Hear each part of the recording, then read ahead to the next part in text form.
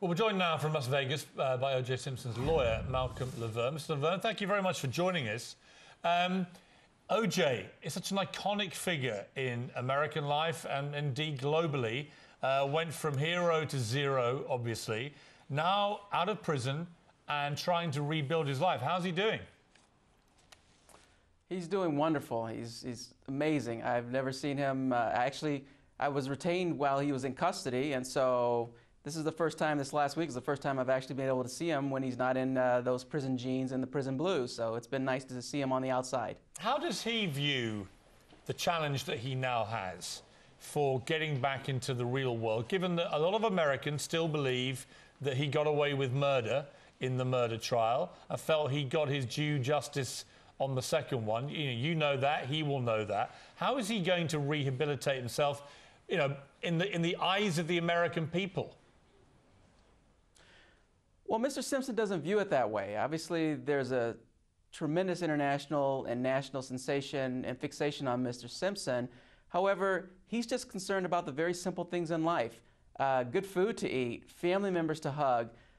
He's a septuagenarian. He's 70 years old. So basic things like Social Security, getting the new iPhone, all those things like that, that's what's controlling him at this moment in time. It certainly isn't how he's being perceived by the world. Just being able to hug his family on the outside and do those very basic things, putt with his golfer, those are the things he's thinking about right now. OJ Simpson will perhaps cut a deal where he does an interview for millions of dollars or produces a book or does something that would earn him a lot of money that perhaps they feel they are owed.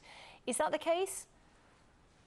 No, Mr. Simpson has no desire to do any interviews, much less doing any interviews for profit. That story that you're talking about, that came from a newspaper that, if you go and check all their articles, the Goldmans and the representatives and their attorneys actually have been in cahoots with that newspaper in the past to generate stories about Mr. Simpson. And my speculation is that they generated or were in cahoots with that same newspaper to generate this story. So then what they do is take this story and go and try to use it in court as evidence. And they tried that last week, and the judge threw them right out of court. And they're, of course, going to keep trying and trying and trying again to do these collection efforts. But that, again, that's just a private party civil judgment. It's something, obviously, people want to be fascinated with. Quite frankly, if you want to talk to me about civil lawsuits in America, let's talk about Roe v. Wade. Let's talk about Brown versus Board of Education for segregation. It's kind of like in America, all of our civil rights and all those things are kind of going to go away because everyone's fixated with the Goldman's blood money judgment. But that's all. That's just this very small. It's not on Mr. Simpson's radar screen really, unless they just file actions, and it's not on my radar screen. So the Goldmans are free to collect on that judgment and go around doing all their appearances, collecting all their fees, marketing all their books, and doing whatever they want. And if they limit their actions to that, then I have no problem with the Goldmans. Just a final question for you, Mr. LaVergne. You're in Las Vegas. We can see the backdrop there. Is the city getting back to any kind of normality after the horrors of last week?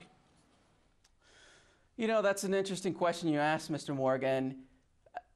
Vegas this time of year should normally be an absolutely fantastic time. The weather here is phenomenal this time of year. We've just gotten over the summer.